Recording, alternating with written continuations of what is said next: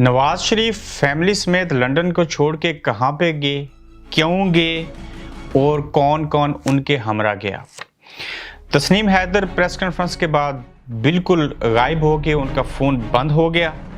हुकूमत आसिम मुनीर को army chief बनवाने के लिए डट गई। शहबाज शरीफ शदीद तरीन दबाव का शिकार क्यों हैं। इमरान खान ने नए आर्मी चीफ को खुश आमदीद कहने की रजामंदी जाहिर कर दी और उनको खुश आमदीद कहेंगे। हुकूमत की इमरान खान को निगरान सेटअप के लिए बड़ी ऑफर। आज हम इन नुकात के ऊपर बात करेंगे।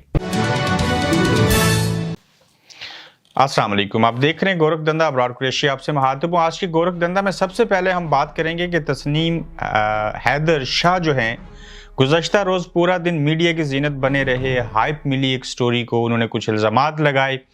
इल्ज़ाम लगाने के बाद मैंने कुछ देर पहले ही एक इंटरव्यू किया उनके दोस्त का, जिन्होंने सारी चीज़ें मैनेज की थी। मगर तस्नीम शाह का अब फ़ोन नंबर जो है वो बंद है और वो किसी से भी राब्ते में नहीं है। कहाँ चले गए, क्यों गायब हुए, कब मंजर आम के ऊपर आएंगे, इस बात का मुझे भी कोई इल्म नहीं। मगर ये सवाल ज़रूर उठता है कि तस्नीम शाह जो हैं वो पीछे क्यों हट गए।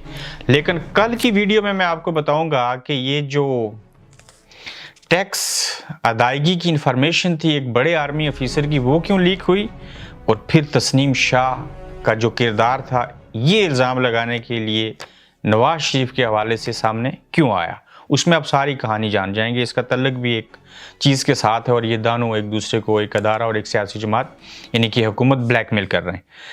अच्छा, साबिक वज़ीर-ए-आज़म नवाज शरीफ साहब यूरोप के किसी मुल्क में गए हैं। उसकी 3 वजूहात बताई जाती हैं जाने की। लोग तो ये सोचते हैं कि प्रेस कॉन्फ्रेंस के बाद इल्ज़ामात लगे तो ऐसे हुआ, जबकि ऐसे नहीं हुआ। कैसे हुआ?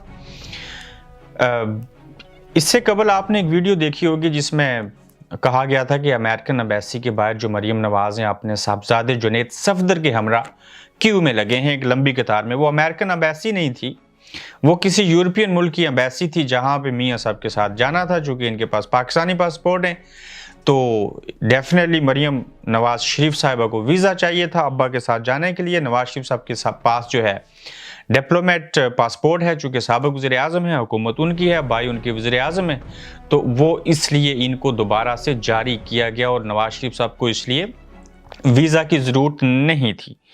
3 वजूहात जो हैं वो आपके सामने रखते हैं नवाज शरीफ साहब क्यों गए। लोगों ने कहा सैर और तफरी की गर्ज से गए। किसी हद तक ये बात दुरुस्त है और वो शहबाज शरीफ से भी नाराज़ हैं, उसके ऊपर बाद में आते हैं। पहला, सैर और तफरी के लिए गए। दूसरा, लोगों ने कहा जी कि वो इल्ज़ामात लगे, सारी चीज़ें हुई तो वो निकल गए उसके बाद। ऐसा भी नहीं है। तीसरी वजह बड़ी जेन्युइन है, वो ये है कि चूँकि यहाँ पे उनको किसी न किसी मुल्क में इंग्लैंड को कुछ अरसे के लिए छोड़ना था, होम ऑफिस के अंदर जो वीज़ा की एक्सटेंशन है या बाकी मामलात हैं, तो उसके लिए ज़ाहिर है आप 6 माह रह सकते हैं इस मुल्क के अंदर अगर आपके पास विजिट वीज़ा हो। चूँकि ये बीमार थे, फिर कोविड आ गया और चीज़ें हुई, केस अंडर प्रोसेस रहा, तो अब चूँकि उनको कहा गया था कि आप जो है वो इस मुल्क को कुछ दिनों के लिए छोड़ें, तो 10 दिन के लिए वो किसी यूरोपियन मुल्क में रहेंगे, फिर वापस आएंगे, फिर 6 माह क़याम कर सकते हैं। तो ये चीज़ भी सामने चलाएगी और इसकी हैसियत कुछ ज़्यादा हो सकती है। दूसरी जानिब वो बड़े नाराज़ भी हैं, और नाराज़ किससे हैं? अपने सगे छोटे भाई से, जो चंद दिन पहले उनको मप्पियाँ, पप्पियाँ और जप्पियाँ डालते रहे और इवन उनके टांगों पाँव को भी हाथ लगाने की कोशिश की। भाइयों का प्यार था, आपस में खुलूस था, परेशान थे और उसमें मोहब्बत का इज़हार किया जो कैमरे की नज़र हो गया। अब शहबाज शरीफ साहब से नाराज़गी की वजह यह है कि उन्होंने कहा कि पहले तो कहा था ना छोटे भाई कि आप हुकूमत नहीं लें, हुकूमत ले ली। अब हम चाहते हैं कि आसिम मुनीर को जो है वो आर्मी चीफ बनना चाहिए, तो वो नहीं बन रहे, तो अब आप जाने और आपका काम जाने।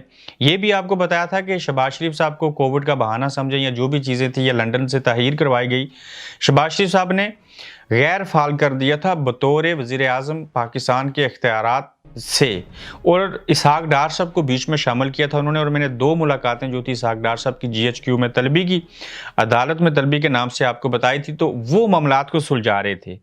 अब मैंने कहा कि हुकूमत डट गई आर्मी चीफ आसिम मुनीर साहब को बनाने के ऊपर। बिल्कुल ऐसे ही है, लेकिन वो ये कहते हैं आर्मी वाले कि हम जो फैसला करेंगे वही होगा, हम पहले भी करते थे, आज भी करते हैं और मुस्तकबिल करीब में भी करेंगे और आपको ये चीज़ें माननी पड़ेंगी। अब देखना ये होगा कि हुकूमत जो डट गई, इस हुकूमत से मुराद क्या है। ये हुकूमत पीडीएम की मुराद नहीं है। इसमें पीपल्स पार्टी जो है वो आर्मी चीफ के साथ है, आसिफ अली जरदारी साहब, वो सहर शमशाद मिर्ज़ा साहब या अजहर अब्बास दानों में से किसी एक के ऊपर भी राजी हैं, चूँकि वो चाहते हैं कि वो ये लगें और आसिम मुनीर न लगें। हुकूमत डट जाने से मुराद सिर्फ मुस्लिम लीग नून और वज़ीर आज़म शहबाज शरीफ हैं और नवाज शरीफ हैं और ये लोग हैं इसहाक डार समेत। लेकिन शहबाज शरीफ साहब उसके बावजूद भाई को कहते हैं कि ये मामलात इनके साथ बिगाड़े नहीं, तो जो जैसा कहते हैं जीएचक्यू वाले अब वैसे कर लें। लेकिन नवाज शरीफ कहते हैं कि अगर आसिफ जरदारी ने अपनी मर्जी का चीफ लगवा लिया, बाजवा डॉक्ट्राइन आगे बढ़ी, तो हमें तो कुछ नहीं मिलेगा, आइंदा तो वो उनको हुकूमत में लेके आएंगे। प्लस आसिम मुनीर साहब के हवाले से ये इसलिए डट गए, एक तो जरदारी साहब के आगे हुकूमत बनने का खदशा उनको लगता है और दूसरा वो ये समझते हैं कि आसिम मुनीर जो हैं वो शायद इमरान खान के खिलाफ होंगे। तो ये सेंटिमेंट्स हैं जिसकी वजह से नवाज शरीफ साहब दो वजूहात से आसिम मुनीर के ऊपर डटे हैं। लेकिन तारीख शायद है कि जैसे आर्मी चाहती है वैसे ही होगा। इनका डट जाना, एक दूसरे को ब्लैकमेल करना, ये सारी चीज़ें करना, इस्टेब्लिशमेंट भी ऐसे हालात में बीच में बुरी तरह से फंस चुकी है। वो समझ रहे हैं कि हुकूमत भी इनके भाई को दे रखी है। शहबाज शरीफ साहब नून लीग की तरफ से वज़ीर आज़म है, पीडीएम की बाकी जमातें तो हमारे साथ हैं, इवन मौलाना फजलुर रहमान, लेकिन ये एक जमात जो मुस्लिम लीग नून है जिसके वज़ीर आज़म है नवाज शरीफ, इसहाक डार साहब और शहबाज शरीफ, ये तो मान नहीं रहे। तो आप करें क्या? फंसे वो इसलिए हैं कि जरदारी साहब की बात मानते हैं तो ये उनको वो करेंगे, ऊपर से जैसे इमरान खान इस्टेब्लिशमेंट के खिलाफ बोलते हैं तो मजीद वो सर्वाइव नहीं कर सकेंगे। बाजवा साहब जाते जाते अपने हिस्से के सारे काम करना चाहते हैं। तो ऐसे हालात के अंदर ना सिर्फ शहबाज शरीफ दबाव का शिकार हैं, बल्कि इस वक्त खासकर पीडीएम के नहीं, नून लीग के जो हालात हैं, जो इस्टेब्लिशमेंट के साथ, वो बड़े नाजुक मोड़ के ऊपर खड़े हैं। और लग ये रहा है कि ये जिस तरह से डटे हुए हैं कि आसिम मुनीर को आर्मी चीफ बनाना चाहिए, ये ऐसा नहीं होगा और आर्मी अपना काम करेगी। और ऐसे हालात के पेश नज़र इनके साथ भी जो है वो हाल थोड़ा सा इमरान खान जैसा होगा। फिर देखना ये होगा कि क्या ये फिर से वोट को इज्जत दो के बयानियों को लेके आगे बढ़ें या क्या होगा। लेकिन काफ़ी गंभीर मामला ना सिर्फ हुआ बल्कि ये बात सच साबित हुई कि पाकिस्तान की जो आर्मी है, जो उसकी इस्टेब्लिशमेंट के अहम लोग हैं, वो सारे सियासत में मुदाखलत करते हैं। सियासत में मुदाखलत ना होती तो इस मुल्क के अंदर चीफ लगाने का ये इतना पंडोरा बॉक्स, ये सारे किस्से कहानियाँ क्यों होती हैं? क्यों इनको गोरख धंधा बना दिया जाता है? कौन होते हैं लोग? आपका काम है 5 नाम दे के भेजना। अगर आइन के अंदर लिखा है, कानून के अंदर लिखा है कि वज़ीर आज़म का इख्तियार और फिर समरी सदर के पास जानी है, तो करें, उनमें से इख्तियार दें ना उनको, वो जिसको बनाना चाहे बना दें, चाहे इमरान हूँ, चाहे जरदारी हूँ, चाहे शहबाज शरीफ वज़ीर आज़म हो, उनको करने दीजिए। लेकिन ऐसा नहीं होगा, चूँकि ये अपने मफादात का तहफ़्फ़ुज़ है। मुस्तक़बिल का जो सियासी नक्शा या हुकूमती नक्शा जो होगा उसको मद्देनज़र रखते हुए फैसले करने पड़ते हैं। तो ये सारी सूरत हाल है। और इमरान खान साहब नए आर्मी चीफ को खुश आमदीद कहने के लिए तैयार। हाँ, बिल्कुल ये बात दुरुस्त है। चूँकि आरिफ अलवी साहब ने उनको सारी चीज़ बताई, उन्होंने उनको रजामंद कर लिया कि जो भी चीफ बनेगा आप उसके साथ आप पंगा नहीं करें, पुराने जो थे पंगे वाले वो चले जाएंगे 28 को। तो लिहाजा अब इमरान खान साहब जो भी नया आर्मी चीफ बनेगा उसको वेलकम करेंगे। ये बाद में देखते हैं 26 को जब इस्लामाबाद में होंगे तो वेलकम किस तरीके से करते हैं, करेंगे या नहीं करेंगे, या उसके ऊपर क्या किस्सा कहानी होगी। प्लस अर्ली इलेक्शंस के हवाले से ज़ाहिर निगरान सेटअप बनेगा और उसके बाद चीज़ें आगे बढ़ेंगी। तो ये सुनने में आया कि खान साहब को ये कहा गया सदर पाकिस्तान आरिफ अलवी के ज़रिए कि निगरान सेटअप बनाते हैं। उसमें यह था कि 5 महीनों के लिए निगरान सेटअप रहे तो उनकी बात मान लेते हैं। तो मुल्क की माशी हालत ख़राब है, ये धरने, ये लॉन्ग मार्च, ये सारी चीज़ें पिंडी वाली ना करें, तो उनका आखिरी मुतालबा भी मान लेते हैं। लेकिन खान साहब ने कहा कि ऑफर तो अच्छी है लेकिन निगरान सेटअप तो 3 दिन के लिए, 3 माह के लिए होता है, 90 डेज़ के लिए। तो लिहाजा इसको आप 5 महीने के लिए नहीं 3 माह के लिए करें तो फिर इसके ऊपर बैठ के चीज़ें हो सकती हैं। जैसे मैं कह रहा हूँ, जैसे हम तक चीज़ें पहुँची, जो हमारे सोर्सेज हैं, जिस तरह के हालात लग रहे हैं, मसले 2 ही हैं, आर्मी चीफ को लगाने वाला और अर्ली इलेक्शंस एक पार्टी की तरफ से है और मानना है इस्टेब्लिशमेंट ने और पीडीएम की हुकूमत ने। आर्मी चीफ का मामला इमरान खान बाहर हो गए, अब 2 पार्टीज़ की तरफ से नहीं 3 की तरफ से है।